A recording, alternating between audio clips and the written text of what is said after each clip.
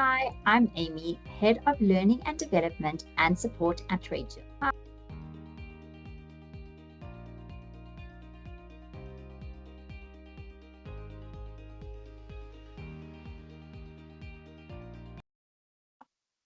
There we go. Sure you all now ready.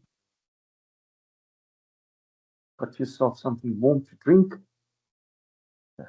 Blood flowing. Mind awake. So that we can start our training for this morning. Now, you've heard me so many times make the statement that 85% of the time that we don't get paid, it's our own mistakes. And the one thing that we're going to talk about this morning is probably one of those things. A little bit of house cleaning or things that you got to do on in your internal business processes that adds the value and makes it easier for you to collect. We're talking about bank reconciliations, of course, the mistakes and errors that are being made in cash application and the complications that brings with it. Now, when we talk about these things, there's one thing that we must always consider or think about is how big is the company that you work for? And do they have the capability to segregate certain duties outside of the credit control function or outside of finance, where they can apply it to a specific person that does that function?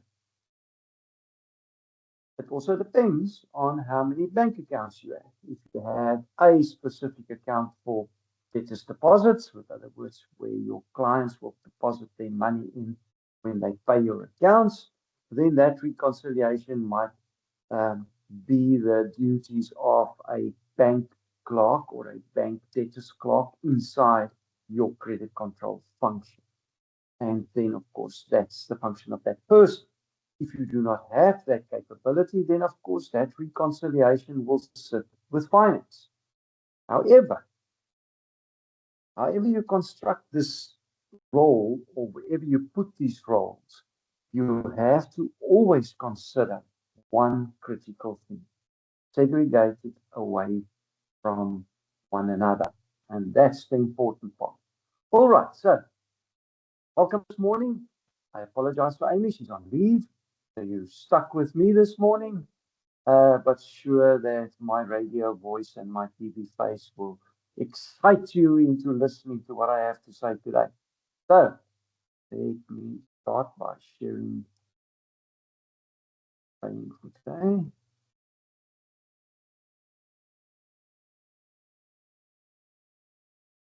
Say, present begins.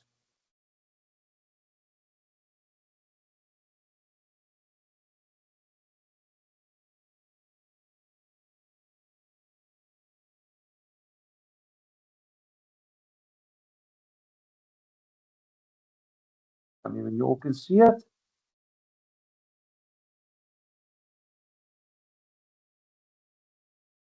There we go. So you can see it. Well, so welcome to our training today. As you all by now know, I am Martin. Don't know, I'm still Martin. I've been with Tradeshield for a number of years. I've been in the credit fraternity for approximately 45, 46 years. So this is where I live, and I understand credit very well. Now, today we're going to talk about bank reconciliations and allocation errors. And what do these things do? And what do they hold in store for us? First, credit finance gap. Why recon is everybody's problem. The most common causes of misallocations, how allocation errors distort your debtors ledger, your debtors book, using your recon as credit health check, the recon credit limit collection triangle, and when and how to escalate unresolved issues. All right. And I mean, these are very common little errors, and we think, it's general knowledge, this old stuff you're talking about.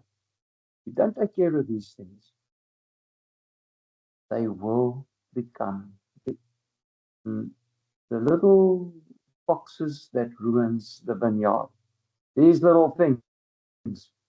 And they can become huge things once I have seen debtors accounts where you had to undo allocations for years. Why? Because people have cleared things in the wrong way and have caused immense problems for themselves. The gap no one owns. All right, where the problem lives. Finance, bank statement uploads, month-end journals, unallocated report suspense, allocations to customer accounts, and of course your ERP cash book reconciliations. Now, some of these functionalities can sit inside your credit control department. I mean, your monthly journals and your unallocated cash receipts functionality, depending on who owns that bank reconciliation. If it is a credit control function, they will own that function. If it's a finance function, they will own that function. But the important part of it is to understand that bank drop down in reconciliation, to know exactly what it is you're looking for and why you're looking for it and what it is that you want to do with it. On the credit control side, you've got the debtors aging reports, and you've got collection calls and disputes, and you've got credit limit reviews, and you've got risk flags and stop supplying decisions, and you've got customer payment behavior analysis. And then there's this gap in between, and it's the unresolved allocations sits here and aging silently. Nobody's chasing them at all. So one of the things that I've always done in my credit control departments that I've managed is I have, as much as I incentivize the credit control team to make their targets in their collections and the DSO, incentivize allocations of unapplied cash, not just cash. There's another devil that always sits in there as well as a credit inside the debtors aging, and that's called credit notes. Because a lot of times the credit notes lie there and they are not on a constant basis being brought under your debtor's attention so that they can know that they can take that capital and apply it against unpaid invoices with a remittance advice. So in between these two departments, or in between the two functions, the actual bank reconciliation and the actual applying of the cash, lies this unresolved or unidentified cash.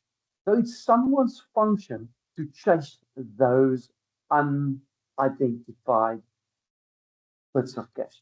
So what we also used to do is the bank clerk used to phone the banks and say, from where did this money come? And they can usually trace it or track it to a certain extent and then give you that information. But of course, it goes back to the start of things where I always say, know your client. So when you introduce a new client into your accounting system, is to say to them, please identify your payments clearly. Now, some of them have got automated processes with good numbers. It's also for you to establish what that is so that you can utilize that and distribute that in your credit control team, and they will know that if I see a certain reference, it means it's coming from this specific client. However, it's also nice to have is the remittance advisors. We'll get to that just now. So there is this unmatched cash situation that's lying there. Now, in a lot of instances, if it is not been recognized, it's lying in your bank reconciliation. It's not been placed into your debtors ledger. With other words, you've got an outstanding balance in your ledger somewhere that is reflecting as outstanding or overdue, but the cash is actually in your possession. It's lying in the reconciliation and not applied against the debtor. And that is where then, of course, the other catastrophe starts, which we'll address just now. Okay, so How allocation errors happen. Let's start there. Remittance advice errors. Customer sends you the remits against the wrong invoice numbers, or they give you the wrong indications, and then of course the cash is applied incorrectly. Let's take one step back. Is when a customer doesn't give you a remittance advice. The whole thing starts with training and making it a habit for your debtors when they pay you or before they pay you to send you a remittance advice. I know it's sometimes harsh, but unfortunately it's the truth. If a debtor or a credit controller applies cash without a remittance advice, it is dangerous ground. I went as far as calling it a dismissible offense. Why? Because it will create issues for you at a later stage. The debtor will come back and say, I didn't pay that invoice, I paid that invoice. Especially if you have a lot of invoices with the same values. If the debtor buys things on a constant basis, the same volumes, the same values, and there might be, if you are in the fast-moving consumer goods, I don't have to tell those people that live in that space how many claims and credit note requests that you have on goods returned because the goods are in a broken situation or damaged situation or whatever. You must know the 101 different reasons why people want credit notes. But the remittance advice, even if it is an email from your client to say, or we from TradeShield are paying the following invoices to this value, or we short paying this invoice because we've got a query on value. Now you know you've got the money, and how do you apply? And once again, when you receive a half payment on a specific invoice, it is up to your company to decide whether you're going to apply that half payment against the invoice and leave the balance out there and then do the reconciliation and credit notes, whatever is required from the client, or if it is discount disallowed. I'm talking about a lot of things that you don't see on your aging. All of those will be there. Duplicate customer accounts in ERP. Now, hopefully, with the brilliant systems we have these days, we won't sit with those. But what happens is, change from one ERP system to another ERP system, the account numbers change, people forget to change them in your system or whatever. And of course, now you get the wrong numbers on the remittance advice, and you don't know where to go and what to do with it. Credit notes posted incorrectly. That is a serious devil. So now, if you have credit notes, please do not apply a credit note willy-nilly. Leave it up to the client to take their credits and ask them if it is a short payment on a specific invoice. Can I now apply the credit against the outstanding amount? And let them say yes. But draw this into them to do that. Because if you don't, they're going to say the credit belongs to me. I didn't tell you to apply it there, or I didn't tell you to. Trust me, people. I have heard all of these excuses, and I can see some of you. But what my mother said, I've got eyes in the.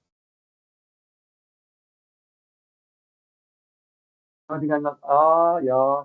Why? Because you've experienced it. So it's important for you to always do things according to the remittance advice. That's why that thing plays such a pivotal role, but understanding and knowing your client. Partial payments applied to one invoice. I've just spoken about partial applications of that. Serious issues can be caused because of partial payments. That's also a sign of cash flow problems, especially if people start paying in round amounts. Now, we've spoken about this so many times. If people pay 5,000 Rand instead of 9,450 Rand and 23 cents, that's the only money they had available. Red flag. The flags are in the wind. You must take note of these kind of activities and teach your credit control team to look out for things like that. Not matching. Customers uses a payment reference that doesn't match the open invoice. Okay. So, once again, If you understand who the client is, go back to the client, ask the client for an email to rectify which invoice it is that they are actually paying. All right. So make sure you have a clear instruction from the client when it comes to applying cash against invoices. So the rule is usually this: in the credit control department, you either have a banking clerk, which does the download of the bank statement on a daily basis, or finance does that, and they share the bank statement with your credit control team. Your credit control team then goes and identifies their clients that have paid money onto that bank statement. They then send a copy of the remittance advice to the bank clerk or to the finance clerk and say, this cash belongs to me. There's my remittance advice. It's this debtor's remittance.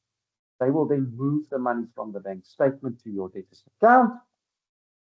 Voila, you can now apply the cash against the invoices as per the remittance advice. Now, take note of what I just said. Segregating of duties. Don't allow a person that manages the bank account to upload the money onto the debtor's account to apply the cash against the outstanding invoices. Trust me, I've had serious problems with people with fancy footwork when it comes to these kind of things. Make sure you segregate these duties, keep them away from one another, just as what a credit note should never be raised by a credit controller. The same thing. Segregate it clearly so that you know that your bank clerk, his KPIs are you do not move money from the bank to a debtor without a remittance advice or a clear client instruction. Very important, very, very clear. All right, foreign currency, guys. Once again, foreign currencies can change values when you convert them to rand. They can cause some issues for you. There could be little balances outstanding.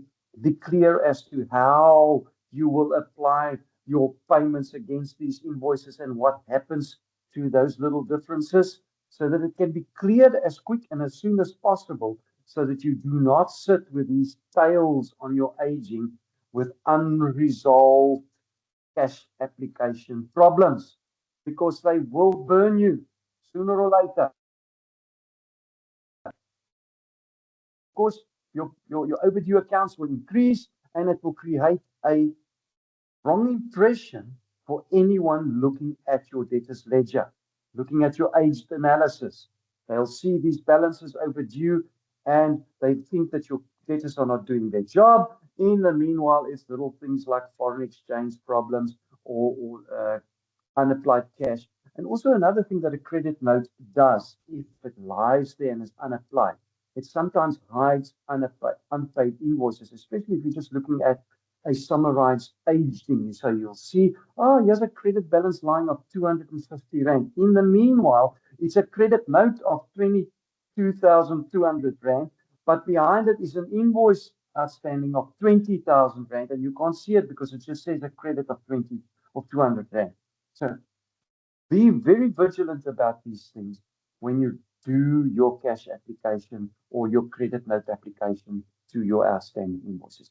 And chase it. Don't let unapplied cash lie there.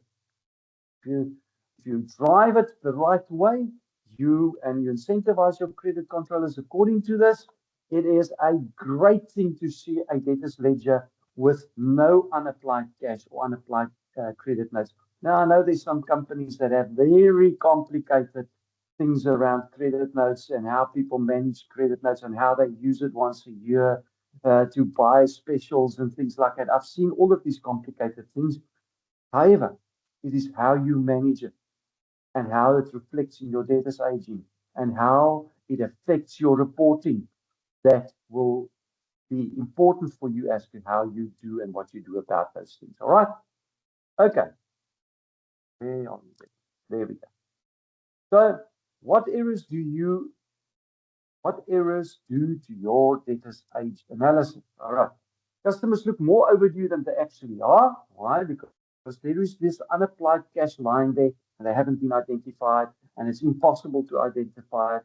Sometimes you you have to go quite to an extent. I mean, I've phoned clients myself personally and have found out that they've paid the money, they paid it into the wrong account, or they paid it into a different account, or they mixed up the numbers. There's lots of things that can happen, and the money isn't actually in your possession, but they believe they've paid. And then when they go and start tracking it, and of course they find that, and other times they could just be straightforward lying to you. They've never paid your account, and the money isn't in someone else's account. It's just a delay tactic. Of course, then of course you've got a different set of problems. Payments received but not yet allocated.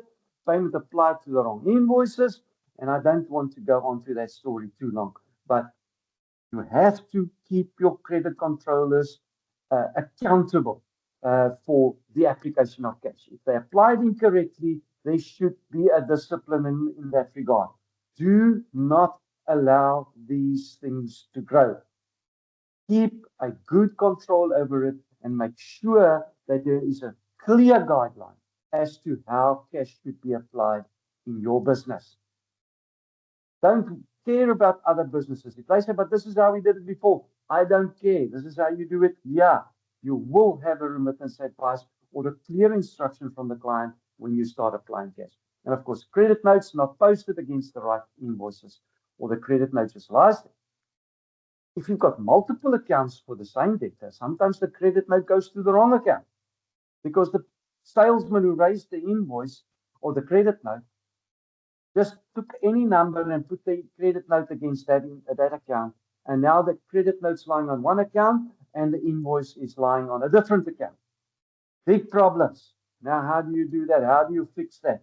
And the client will also give you a clear guideline sometimes. If they've got one accounting system, it might be easy because you can say, oh, this credit note line, yeah, it's actually meant for this account there, blah, blah, blah.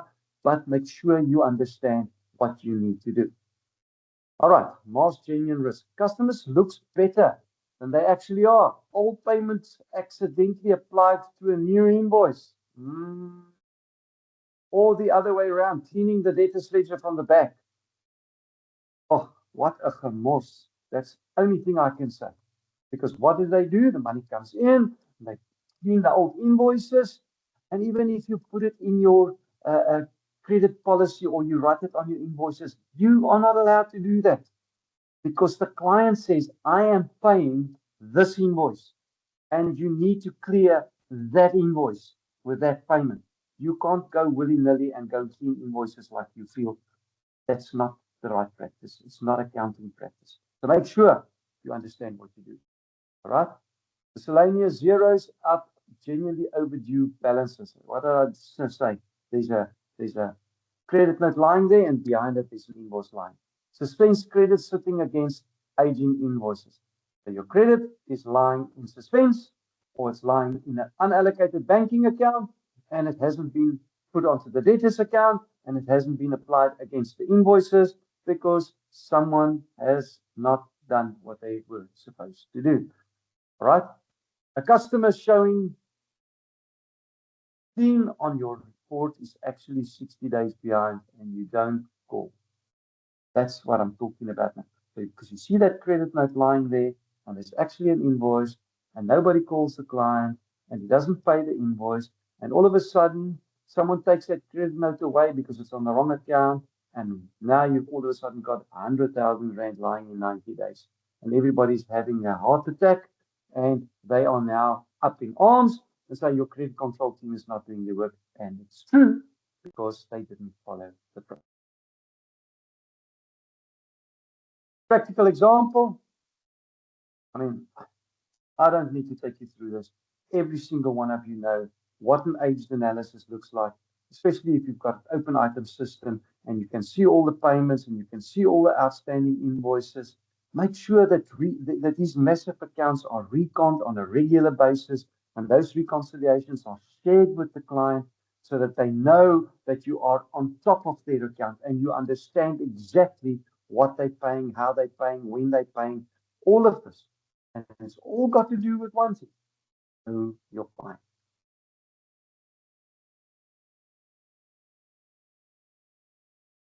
Recon has a credit health check. All right. Persistent unallocated receipts from the same customer. Either they pay without clear referencing, or the finance isn't posting the account, but this creates credit visible problems. All right, so if you don't constantly apply the cash or clear indication as to what is for, that's why it is so important to constantly communicate with your client so that you understand their process, and then you can bring their process into your process and understand what they use as references. The same with a purchase order number. So when you start trading with a new client, what do? You say, do you use purchase orders? Yes, we do. What does your purchase order numbers look like? So that you know when you receive a purchase order, is this a correct purchase order? Is it relevant to this client? Is it correct? Is it a purchase order with a value on it? All of those things. The same with the remittance advisors. Ask up front, when do you actually release your remittance advisors? Can you send it to me upfront? Or does the remittance advisor release when you release payment? Those automated payment processes. All of these things. All right. Reoccurring small rounding differences. Clients taking small little credits all the time, and you don't know what for because nobody checks and nobody follows up. What do you do about these? It is discipline that is going to make sure that these little things don't grow in your ledger. All right, payments labeling after due date, but within a narrow window. Because they're also going to start creating issues for you. And of course, I know there are some companies that does funny accounting. They call it cash in transit.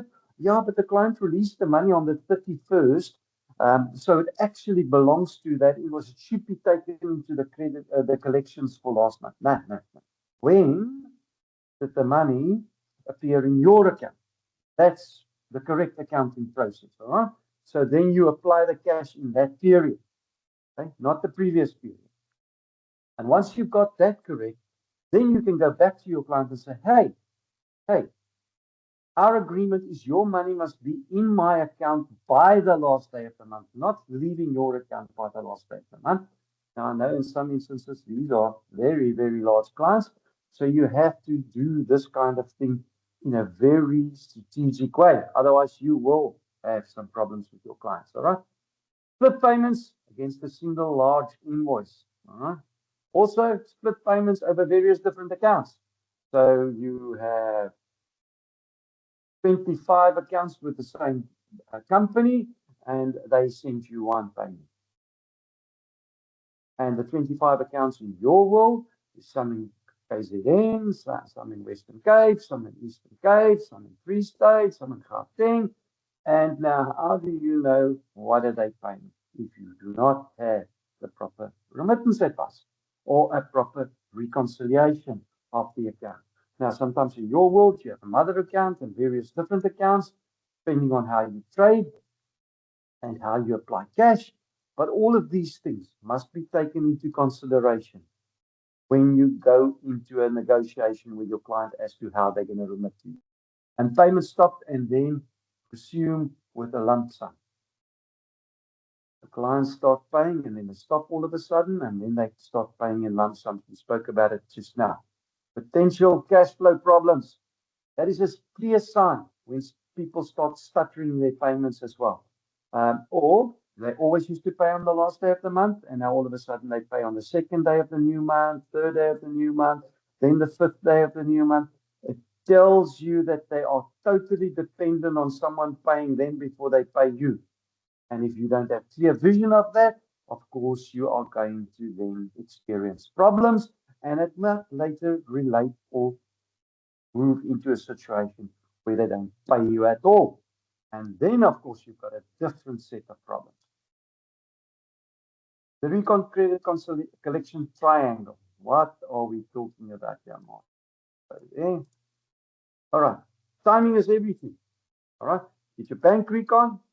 When does finance close reconciliation each month? Or same thing with the banking clerk. When is that closing? Is it the second day of the new month? When do they close? It should actually be the last working day of the month when all the They've drawn that last bank statement and says, this is what is in the bank. This is what we can apply against the ledger for the monthly closing. Credit limits. When are limits reviewed? Using which data? And we're talking about now the situation where the client owes more than what the credit limit is, and when do you start reviewing that? Collection calls. When does credit control start doing collection calls, or when do they start pulling their aging to start doing calls? If the cash has not been applied or not completely applied yet, so you don't know. I mean, in some instances, the past, I would receive payments of 120 million, 140 million. And the invoices in relation to that payments are hundreds of invoices. So you have to automate this process to make sure that all of those invoices that are outstanding have now been cleared, and you can now clearly see which invoices have not been paid, so your credit controller team can then start following up on those invoices.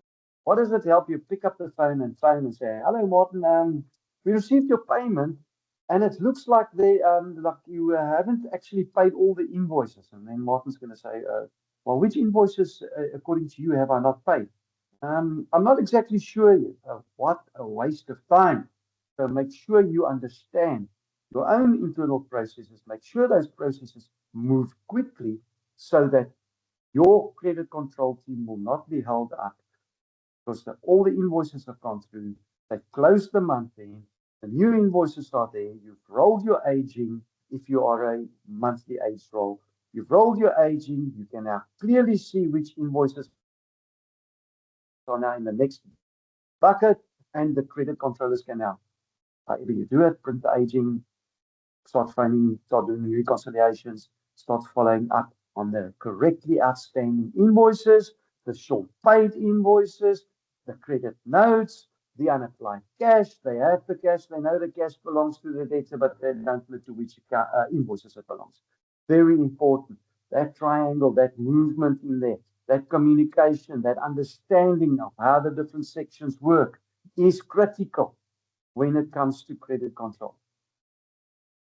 I mean, I've read quite a few articles lately about how important credit control has become. It always used to be this little department there in the back of the office in the dark, dingy little room with no windows.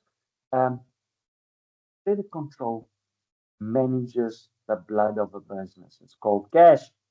So if there's no cash, there's no life. Trust me. Know what I'm talking about. So make sure that the teams talk to one another, that they understand the dependency on one another, that they understand what they need to do to make sure that this cycle is correct. And there's a third cycle in there. There's the credit note cycle, a fourth cycle. I mean, the credit note cycle, sales or operations, whoever is responsible outside of your credit control team for credit notes. Where's the credit note? Why is the credit note not being raised? The client's now stopped paying me, and so it can go on. Of course, serious problems for you. When and how to escalate? People trust me. Escalations are extremely important, because if you don't get the rest of the company or business or team to work with you, you are going to be in serious problems. What are we talking about? Escalations is a skill in itself. You know, if you have a credit controller and they're sitting there and they don't know what to do now. So you've got a supervisor, or you've got a divisional credit manager, or you've got a senior credit manager, or you've got a finance manager. They need to escalate this issue to these people who might have dealt with these kind of things before, and they will know what to do, and they will know how to do it, and they will give the right attention to it at the right time. Unallocated proceeds, 5 business days. Must be clear. Same allocation error reoccurring across multiple months. Now you've got a problem. Allocation errors have caused incorrect credit decisions, limit cut, supplied stock, whatever. And of course, systematic misallocations across multiple customers or suspension accounts growing month on month. I can feel the hair in my neck raising when I see these things and I hear about these things. And I can see how the problems grow, especially if you're a business where you raise thousands of invoices in a month. And these kind of things start creeping. Because very, very, very quickly, your aging is going to start looking like an absolute mess. Because what are you going to have? You're going to have all these little amounts all over the place, and you're going to have credit controllers start chasing their tail because they have to do collections. Otherwise, there's no money, and they've got to clear queries because they're going to grow the tail, and they're not going to know where the query is. They've got to stay on top of these things on a regular basis, on a daily basis. Make sure that there's time frames, and you know where these things lie. Going back to the credit policy, the company credit policy. Everyone understands what is expected of them to fulfill their role in the company credit policy. For instance, how long does a salesperson have to approve or issue or decline a credit note? Clear.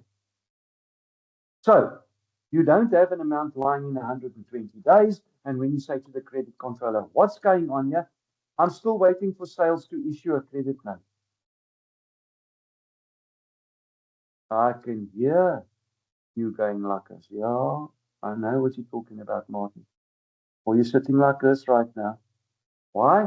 No clear instructions in your credit policy. No clear guidelines in the company credit policy. Very, very important. All right. Key takeaways. What are we? It's not fish and chips. Allocation errors distort your debtors book in both directions. Customers can look worse or better than they are.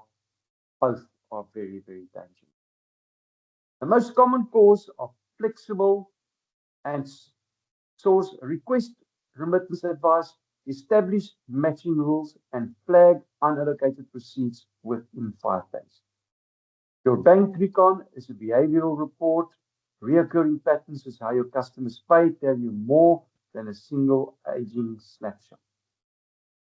Synchronize your credit calendar with your recon cycle. Don't act on aging data before finance has finished the reconciliation or your banking clerk. Escalate with data specific, ask and pose solutions. The higher the level, the more important the framework. Now remember this, and I've said it always to the teams that I work with. When you come to me with a problem, bring your solution with, so that I can see that you have thought about it. And if your solution is not the correct one, I don't tell you it's wrong. I say, have you thought about this? Have you thought about that? Create some more thinking around the problem and grow the people to be more investigative when it starts looking at things like this. Now, look at these key takeaways and ask yourself, where are you falling short right now as a team, or where is there a gap in your team which you need to plug? What is it that you need to do to prevent these things from happening? And then start thinking, even if you have to do some changes to your policy. Remember, I said the credit policy is a live document. If you have to make adjustments to that to curtail these kind of issues, if you don't have a time frame on credit notes, if you don't have a time frame on cash allocations, I mean, if the credit controller has the same amount still unapplied by the next month that you review their ledger, there's a problem. They are not doing what they're supposed to do, or they don't know their client. And that is part of the relationship building with your client. I mean, I've seen a lot of times a client will phone and say, hey, I've made a payment. And I've seen on my statement, the payment is lying there. It hasn't been applied. What's going on here? That should be a very big red flag for you when you start getting those kind of calls. So remember one thing, 85% of the time, you're sitting with a problem with your client, it's created by yourself. When we start applying cash, clear remittance advice. When we have credit notes, follow up on those credit notes, apply them according to the client's instruction. When you start getting paid in round amounts, there's a problem. When the payment starts staggering or stuttering, as I call it, there's a problem. When you don't get remittance advices, it's also a delay tactic because they don't tell you which accounts they're paying. Don't apply cash without a remittance advice. You're going to create problems for yourself. I mean, I'm not talking about one invoice, one payment, where you raise one invoice and there's one payment. It is very clear which invoice they are paying. I'm talking about companies that have multiple invoices and multiple payments. And then, which is even bigger, is when you receive one payment for multiple accounts, the same business. And then how do you break it up? Which accounts are they for? And which ones haven't they paid? And get that reconciliation. Because if you don't have the reconciliation, you can't apply the cash. You can't get a new agent to your credit controllers so that they can start following up on very specific invoices that has clearly not been paid or half paid, or the cash is not enough to clear the invoices outstanding. And that, ladies and gentlemen, is the end of my story. If you have any questions around this, please feel free. We are there for you. We have expertise in our business that can help you structure your credit control team, help you to manage your processes, give you some advice as to how to do these kind of things on a regular basis and ensure that your credit control team work at their top of their game and at the best of their capability and don't slip up on things like that. That's it. I assume there's no questions. I've not seen any questions. Thank you so much for your time. Thank you. Stop sharing. And of course, as you always know, the what's name is there. You can always get the recording. I just want to stop sharing.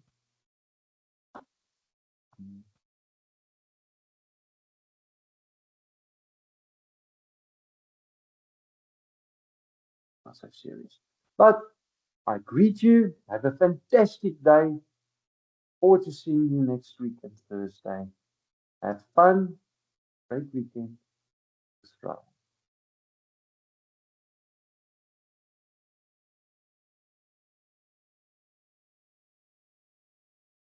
A hand up there, and I have a question. I don't know. Is there someone that can help me unmute? Is Neil there? Don't you want to post your question? I don't have the authority to unmute you. You see, maybe.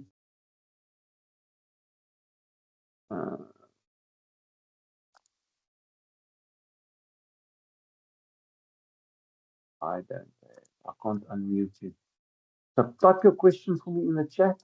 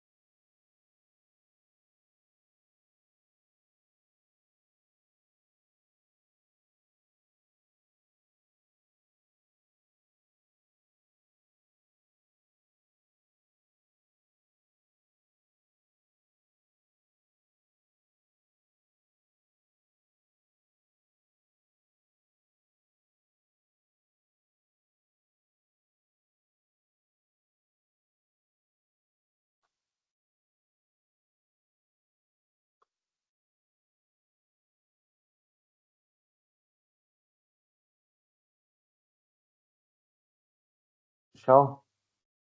I hope you're still online. Just give me a thumbs up if you are. That is a very there we go. That is a very common problem. A lot of people will do that kind of thing, but it's a relationship that you need to build with them. Just say to them, guys, I've got 20 invoices, but it's also when you do your first call, when the credit controller does the first call, say, all right, I've sent you your statement, I've sent you all your invoices. Which ones are you going to pay at monthly? And they will sometimes say to you, I'm going to pay this one, and this one. If they're constantly giving you this kind of answer and this kind of problem, uh, you might have to go and actually visit the client if that is possible. Or ask your salesperson to actually visit the client and say, we understand this, but our credit control team is under clear instruction not to apply cash against invoices that the client hasn't instructed them to give a clear remittance advice, or just ask for a remittance advice. They will very quickly learn that you will not apply the money without remittance advice. And then they will start sending you the remittance advice. It might also just be the one person that is not willing to, get people that are really, really tough. And I mean, I could have used a different word than tough. Just go over the head and say, listen, your debtors clock or your payment clock is not sending remittance advices to us. We don't know what you're paying. We are instructed to clearly apply cash only according to remittance advices. Can you do us a favor and please ensure that your payment clock or your creditors clock is sending us a clear remittance advice? But that's relationship. That's what it's going to be about. All right. Hopefully I've answered your question and hopefully you're going to sort that client out.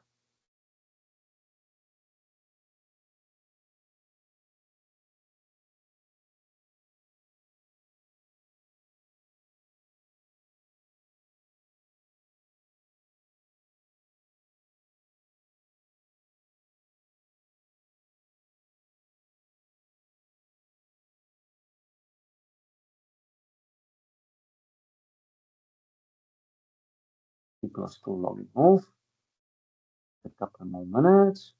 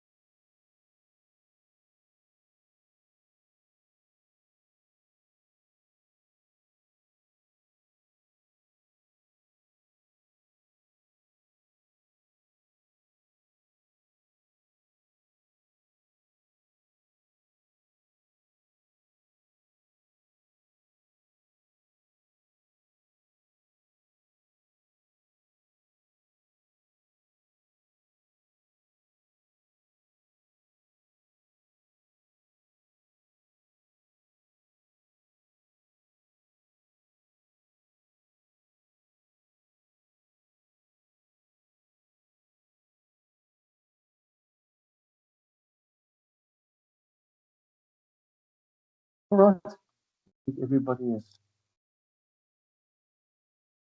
done. As much as we're leaving it open for a little bit, hoping that there's more questions or something.